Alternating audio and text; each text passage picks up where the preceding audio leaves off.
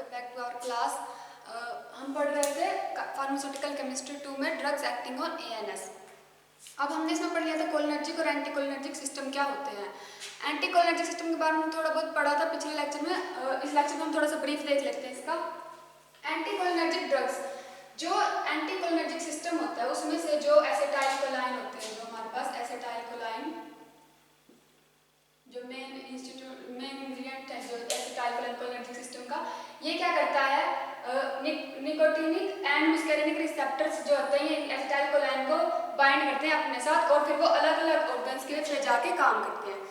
जब एसिटाइलकोलाइन बहुत ज़्यादा अमाउंट में हमारी बॉडी में प्रेजेंट होता है, जब वो बहुत ज़्यादा काम करने लग जाता है, बहुत ज़्यादा अमाउंट हो जाती है एसिटाइलकोलाइन की, तो उसको बोलते हैं हम एसिटाइलकोलाइन पॉइजनिंग। मतलब कि जब एसिटाइलकोलाइन क्या हो गया हमारी बॉडी में बहुत ज़्यादा अमाउंट में हो गया और वो बहुत ज़्यादा बाइंड करने लग गया। अब देखो एसिटाइलकोलाइन कैसे बाइंड करते हैं उनको, फिर जब एसिटाइलकोलाइन की एक्टिविटी को रोकने के लिए जो ड्रग्स दी जाती है उनको बोलते हैं एंटीकोलिनर्जिक ड्रग्स। अब एसिटाइलकोलाइन कैसे रिएक्ट करता है, जैसे मान लो ये हमारा रिसेप्टर, तो ये है एसिटाइलकोलाइन, ये एसिटाइलकोलाइन है। अब एसिटाइलकोलाइन क्या करता है, यहाँ पे जाके बाइंड कर जाता है। जब अगर हमें एसिटाइलकोलाइन की एक्टिविटी को रोकना है तो हम क्या करेंगे, हम ड्रग्स यूज करेंगे जो एंटीकोलिनर्जिक ड्रग्स हैं। वो कौन सी होंगी, जैसे एट्रोपाइन हो गया। अब एट्रोपाइन क्या करेगा, ये मान लिया हमने क्या है, एट्रोपाइन है।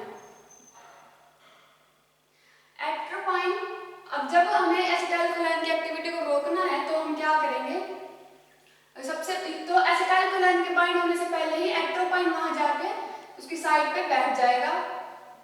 फिर जब एसिटाइलकोलाइन आएगा तो वो क्या कर जाएगा, पेनिट्रेट कर जाएगा, मतलब कि वो वहां पे एक्ट नहीं करेगा। तो इससे क्या होगा, एसिटाइलकोलाइन की एक्टिविटी रुक जाएगी। तो जो एसिटाइलकोलाइन पॉइजनिंग को कम करने के लिए हम कौन सी ड्रग्स यूज करते हैं, एंटीकोलिनर्जिक ड्रग्स। एंटीकोलिनर्जिक ड्रग्स के जो कुछ थेरेप्यूटिकल यूजफुल है जो एंटीकोलिनर्जिक ड्रग्स के, वो क्या है, ये एंटीस्पेस्मोडिक रिएक्शन, एंटीस्पेस्मोडिक एक्टिविटी देता है, एंटी मुस्करिनिक एक्टिविटीज देता है। ये सब क्या है, इसके यूजफुल है इन सब चीजों के लिए। उसके बाद अगर हम देखें तो सबसे पहले हम पढ़ेंगे atropine. First drug is atropine.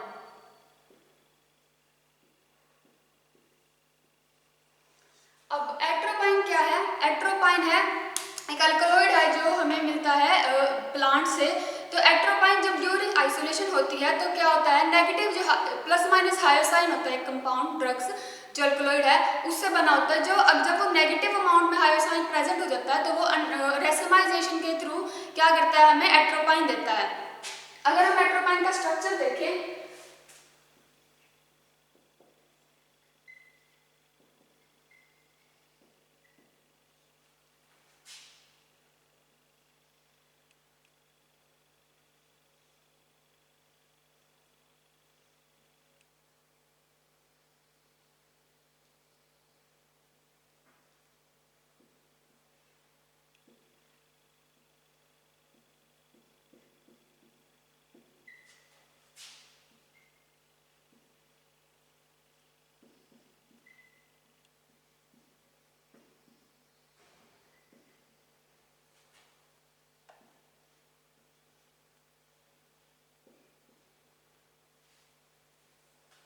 ये है हमारे पास एट्रोपाइन का structure.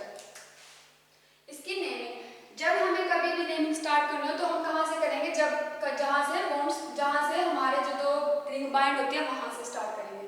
First, second, third, fourth, sixth, seven, eighth, उसके बाद फर्स्ट, सेकंड, थर्ड। अगर हम इसकी नेमिंग देखें तो कैसे नेमिंग स्टार्ट करेंगे। अब ये जो है ये हमारे पास किस किस से मिलकर बना है, हमारे पास दो रिंग से मिलकर बना, पायरोलिडिन और पेरिमिडिन।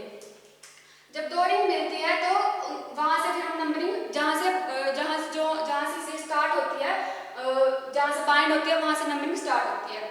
अब देखो 1 2 3 4 5 6 7 8 मेंबर की ये रिंग है एंड उसके पास सब्स्टिट्यूएंट प्रेजेंट है फर्स्ट, सेकंड, थर्ड। और ये सब्स्टिट्यूएंट कौन सा है, एस्टर ग्रुप।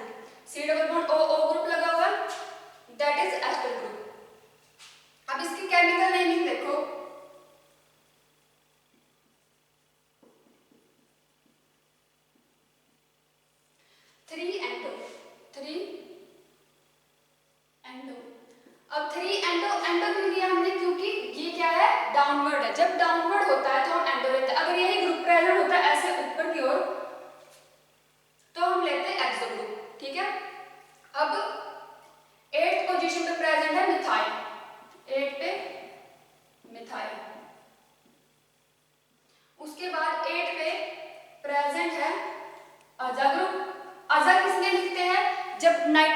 प्रेजेंट हो सब्स्टिट्यूएंट तो हम लेते हैं अजा, अगर सल्फर प्रेजेंट हो तो हम लेते हैं थाया, अगर ऑक्सीजन प्रेजेंट होता तो हम लेते हैं ऑक्सा ग्रुप। तो नाइट्रोजन की वजह से क्या आया अजा।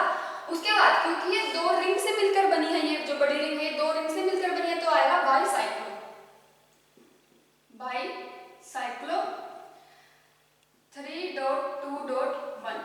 अब ये 3.2.1 क्यों आया, देखो ये किस लिए आया, जैसे अब यहाँ पे ये यहाँ से अटैच है, ये ब्रिज बना हुआ है, जब ब्रिज के एक साइड देखो वन ग्रुप सेकंड और थर्ड, तीन कार्बन प्रेजेंट है, इसका मतलब जो सेकंड थर्ड और फोर्थ कार्बन वो तीन है, तो इसकी वजह से क्या आया 3.2 किस लिए आया, क्योंकि अपोजिट साइड कितने प्रेजेंट है 6 और 7 नंबर कार्बन, तो उसकी वजह से क्या आया 2, एंड 1 किसकी वजह से आया, क्योंकि ब्रिज पे क्या प्रेजेंट है एक नाइट्रोजन ग्रुप, यानी कि एक मेंबर प्रेजेंट है, तो उसकी वजह से आया 3.2.1।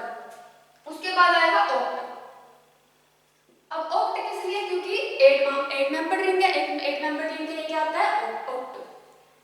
उसके बाद आएगा 3y, ये किस लिए, क्योंकि 3 में क्या है आगे सब्स्टिट्यूएंट प्रेजेंट है, इतनी की हमने नेमिंग कर ली, अब आगे हम सब्स्टिट्यूएंट की नेमिंग करेंगे।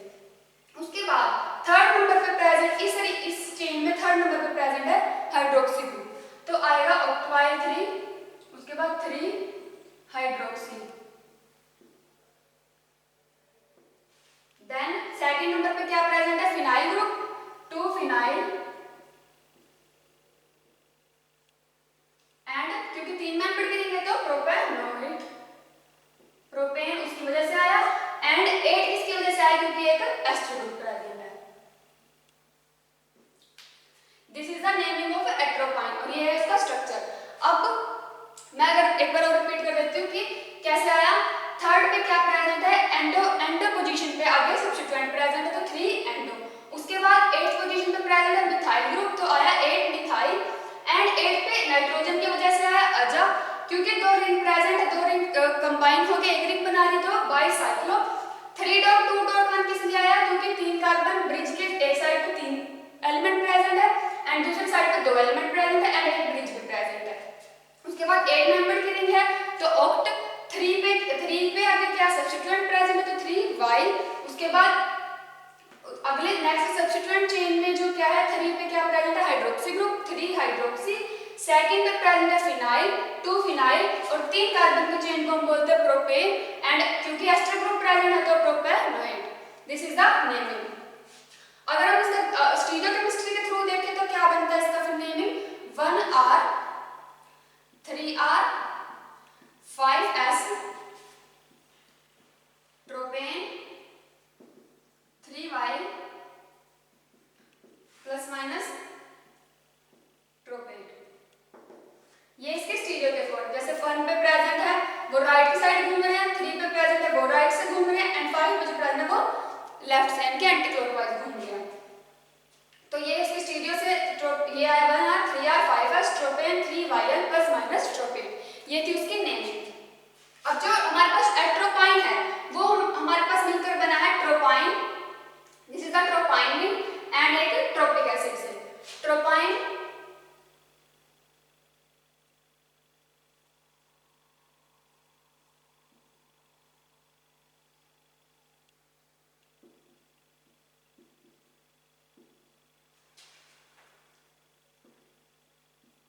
ये है हमारे पास ट्रोपाइन की रिंग,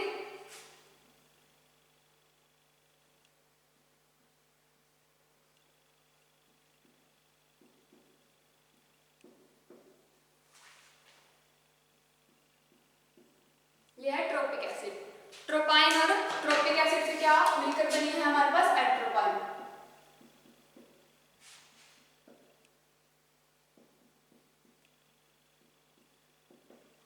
ठीक है, इसकी नेम, इसका स्ट्रक्चर एंड इसकी naming. Atropine is the main जो हमारे पास एलिमेंट है एंटीकोलिनर्जिक ड्रग्स में वो है, तो इसका स्ट्रक्चर हमें याद रखना है और इसकी नेमिंग हमें पता होनी चाहिए। उसके बाद हमारे पास इसकी क्या आती है आगे इसकी प्रॉपर्टीज।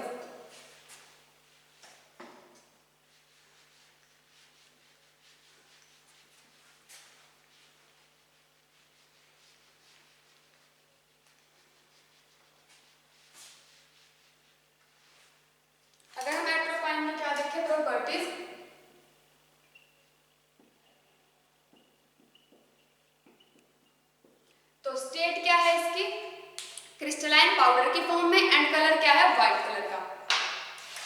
वाइट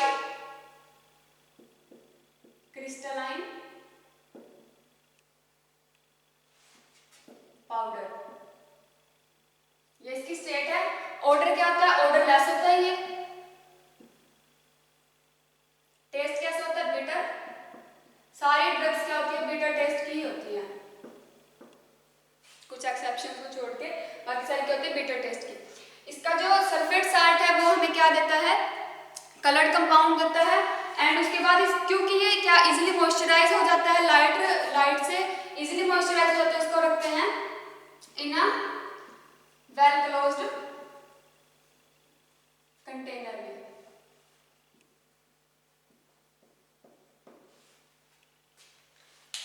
अब उसके बाद हमारे पास क्या आ जाती है? इसकी प्रॉपर्टीज होगी। उसके बाद यूजेस किसमें? क्योंकि ये सीएनएस के जो सीएनएस सिस्टम है हमारे पास उसके ऊपर एक्ट करता है। उसके बाद ये क्या है? एनेस्थेटिक प्री मेडिकेशन में यूज होता है। एंड सलेरियो को ट्रीट करने में हमारे पास यूज होता है। पॉइजनिंग जो ऑर्गेनोफॉस्फोरस कंपाउंड से होती है उनको ट्रीट करने में यूज होता है। और स्मॉल डोजेस में इनको क्या करते हैं? हम यूज करते हैं। एंड उसके बाद इसका ब्रांड नेम्स क्या, इसके फॉर्म्स क्या क्या बनते हैं, किस किस फॉर्म में हमें मिलता है? ये हमें मिलता है इंजेक्शन की फॉर्म में, आई ड्रॉप्स की फॉर्म में, आई ऑइंटमेंट की फॉर्म में। जो एट्रोपाइन का सल्फेट क्या बनता है? टैबलेट्स बनती है और उसके इंजेक्शन बनते हैं।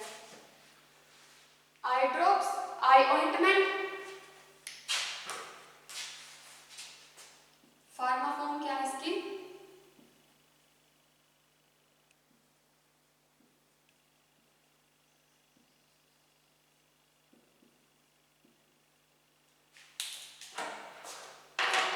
आई ड्रॉप्स, आई ऑइंटमेंट, एट्रोपाइन सल्फेट के टैबलेट्स,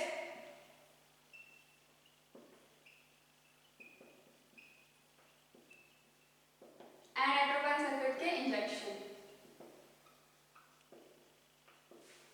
ये हमें इस फॉर्म में मिलता है। उसके बाद ये हमें हमारा ब्रांड नेम क्या है इसका? यूमिड्रिन।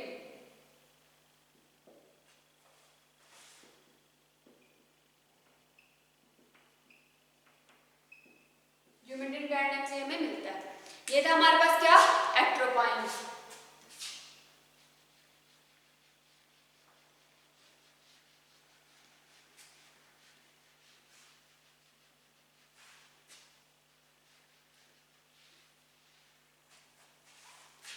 नेक्स्ट हम पढ़ेंगे होमाट्रोपाइन।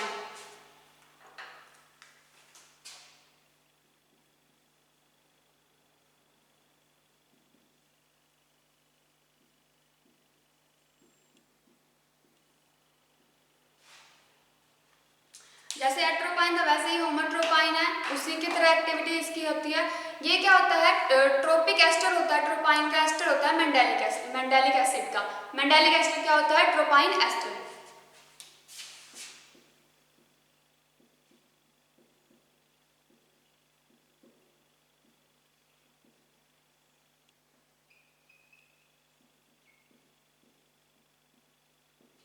ट्रोपाइन एस्टर ऑफ मेंडेलिक एसिड। क्योंकि ये भी एक अल्कलॉइड है तो हम प्लांट से मिलता है, ये भी इसका हमें स्ट्रक्चर करने की जरूरत नहीं है क्योंकि हमारे सिलेबस में नहीं है। अदरवाइज अगर तुम करना चाहते हो तो बुक में से या फिर देख सकते हो कहीं से भी। उसके बाद इसकी प्रॉपर्टीज क्या क्या होंगी?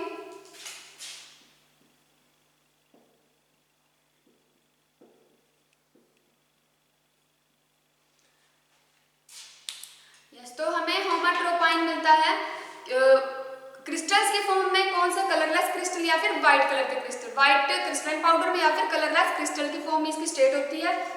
जो उसका क्या बनता है? Hydrobromic acid. जो हाइड्रोब्रोमाइड साल्ट है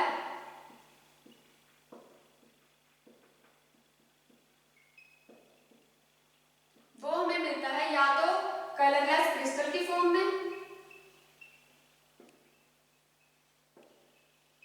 या फिर व्हाइट क्रिस्टलाइन पाउडर।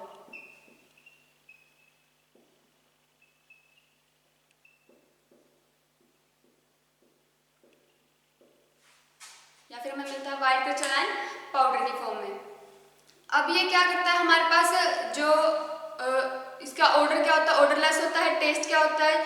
जो मिथाइल ब्रोमाइड साल्ट है जो इसका होमोट्रोपाइन का, वो क्या होता है, बिटर टेस्ट का होता है। ऑर्डर क्या होता है, ऑर्डरलेस। एंड जो मिथाइल ब्रोमाइड साल्ट है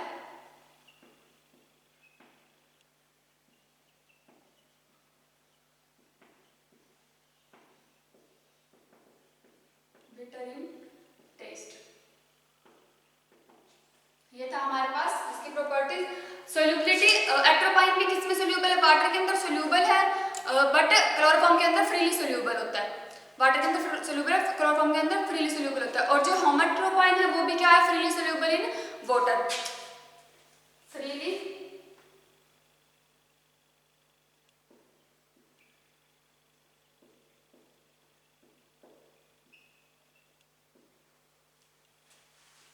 फ्रीली सोल्यूबल इन वाटर के अंदर। एंड जो इसका एसिडिक या फिर अल्कलाइन, जो हमारे पास इसका जो पार्ट प्रेजेंट होता है, अगर हम एसिडिक करते हैं या फिर अल्कलाइन करते हैं तो वो क्या हो जाता है, हाइड्रोलाइज्ड हो जाता है। क्या देता है फिर हमें, एट्रोपाइन देता है and mandelic acid.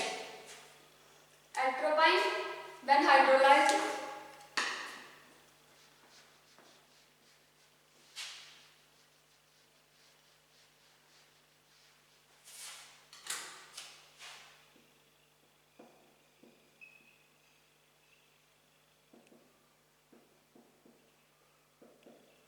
it gives tropine and mandelic acid। Same जैसे हमारा एट्रोपाइन था, अगर हम उसको हाइड्रोलाइज्ड करते तो वो भी हमें क्या देता, ट्रोपिक एसिड देता और ट्रोपेन देता, जिससे वो मिलकर बना था ट्रोपिक एसिड एंड ट्रोपाइन। उसके बाद इसकी स्टेबिलिटी और स्टोरेज क्या है, क्योंकि ये हाइग्रोस्कोपिक नेचर का है, because of its hygroscopic nature इसको हम किस में रखते हैं, वेल क्लोज्ड कंटेनर में या फिर लाइट रेजिस्टेंट कंटेनर में। kept in light resistant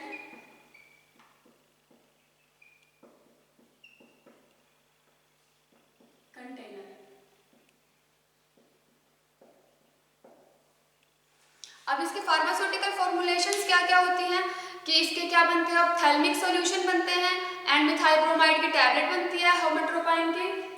होमोट्रोपाइन का ऑप्थेल्मिक सॉल्यूशन बनता है और होमोट्रोपाइन की क्या बनती है, मिथाइल ब्रोमाइड टैबलेट्स बनती हैं।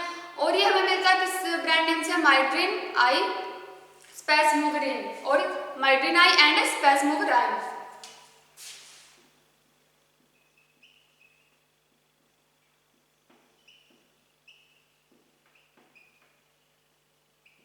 ये है इसके ब्रांड नेम्स,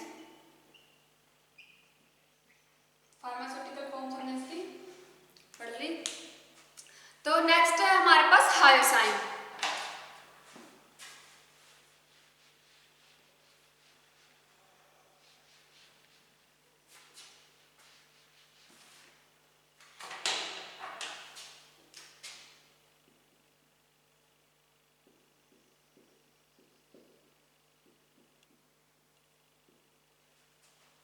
हायोसाइन में क्या है कि एंटीकोलिनर्जिक ड्रग है जो हमारे कोलिनर्जिक सिस्टम पे एक्ट करती है।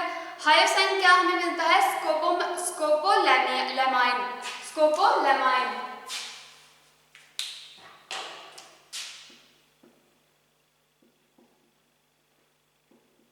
ये क्या है, एक अल्कलॉइड है। अल्कलॉइड से हमें ये भी एक अल्कलॉइड है, तो जो हमें प्लांट से मिलता है, प्लांट कौन सा है, स्कोपोलामाइन। जो स्कोपोलामाइन प्लांट से हमें ये मिलता है। अब क्या है इसका अपोक्सी ग्रुप है जो कि इस पे प्रेजेंट है 6th और 7th पोजीशन पे। इसका अगर हम स्ट्रक्चर देखें तो ये एट्रोपाइन से कैसे डिफरेंट है, बस इसका क्या प्रेजेंट है, एक इपोक्सी ग्रुप प्रेजेंट है एट 6th और 7th पोजीशन। जो हमारे पास हमने एट्रोपाइन का स्ट्रक्चर करा था उसके अंदर वहां पे 6th और 7th पोजीशन पे अगर मैं देखूँ रिंग बना के बड़ी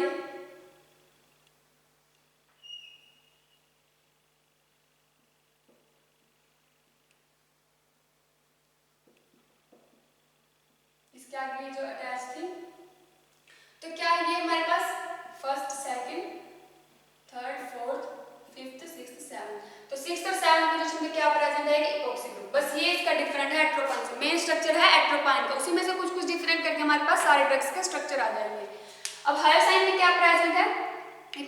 at 6th और 7th position.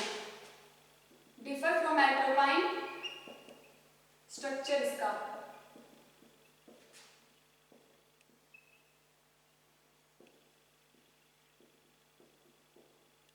Only epoxy group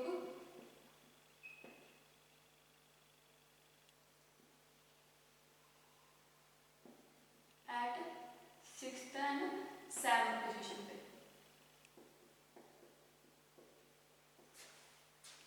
ये इसका डिफरेंट है हायोसाइन का. हायोसाइन का स्ट्रक्चर अगर हम इसकी प्रॉपर्टीज देखें तो प्रॉपर्टीज क्या है इसके, विस्कस लिक्विड में प्रेजेंट होता है जो क्या है स्लाइटली सोल्यूबल है वाटर के अंदर.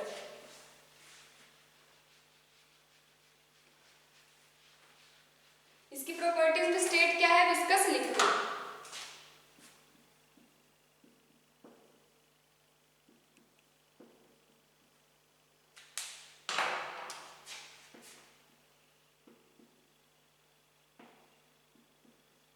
विस्कस लिक्विड के फॉर्म में प्रेजेंट है जो क्या है सोल्यूबल है वाटर के अंदर,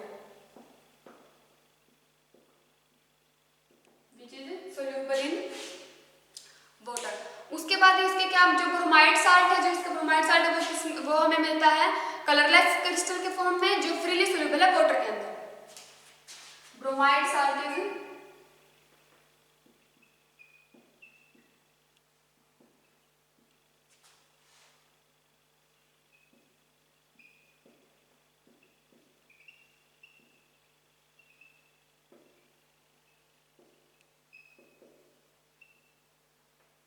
जो क्या है वेरी सोल्यूबल है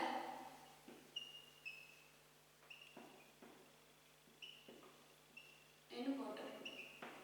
इसका ब्रोमाइड साल्ट है वो सोल्यूबल है वाटर के अंदर. उसके बाद जो क्या करता है हमें हमारे पास लेवोरोटेटरी हमारे पास क्या करता है टर्न करता है यानी कि एंटी क्लॉकवाइज. लेवो का मतलब होता है जब लेफ्ट की तरफ, जब हम किसी चीज को प्लेन पोलराइज्ड लाइट में से पास करते हैं अगर वो राइट की तरफ घूमती है तो हम बोलते हैं डेक्स्ट्रोरोटेटरी है, और अगर वो लेफ्ट की तरफ घूमती है तो हम बोलते हैं लेवोरोटेटरी है. तो जो हमारे पास हायोसाइन है वो कहाँ घूमता है, लेवोरोटेटरी की तरफ. जो हमारे पास हायोसाइन है वो क्या ऑर्डरलेस होता है, ऑर्डर इज ऑर्डरलेस, इसका कोई ऑर्डर नहीं होता, एंड बिटर इन टेस्ट.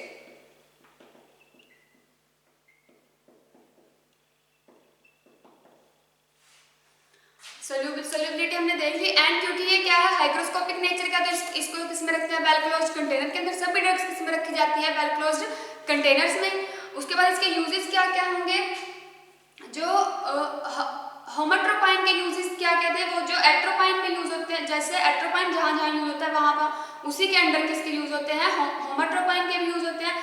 लेकिन वो क्या है थोड़ा सा लेस पोटेंट है देन एट्रोपाइन से, एंड जो रेयरली यूज होता है इंटरनली. इसी तरह से हायोसाइन किस किस में यूज होता है, क्योंकि ये CNS acting, CNS drug system है, सीएनएस पे एक्ट करता है. तो सीएनएस के जो भी पार्ट एंटी सीएनएस डिप्रेशन की फॉर्म में, सिडेटिव जो है प्रोफाइलेटिक की फॉर्म में, एंड एंटी मुस्कैरिनिक ड्रग्स की तरह ये क्या होते हैं हमारे पास यूज होते हैं. उसके बाद जो हमारे पास ब्रांड नेम्स क्या है, किस किस नाम से मिलता है, एंटीस्पेस के नेम से एंड बेलाफेन.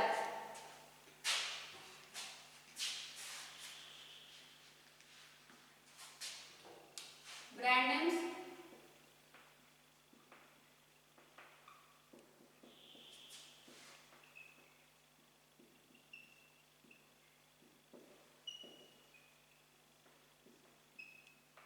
इस नाम से हमें मिलता है. तो इस लेक्चर में हमने पढ़ा क्या होता है एंटीकोलिनर्जिक ड्रग्स, क्या होते हैं वो कैसे काम करते हैं, क्यों हमें उसकी जरूरत पड़ती है, and anticholinergic drugs atropine, homatropine and hyoscine. बाकी जो ड्रग्स रहती है वो हम नेक्स्ट लेक्चर में पढ़ेंगे. Okay, thank you.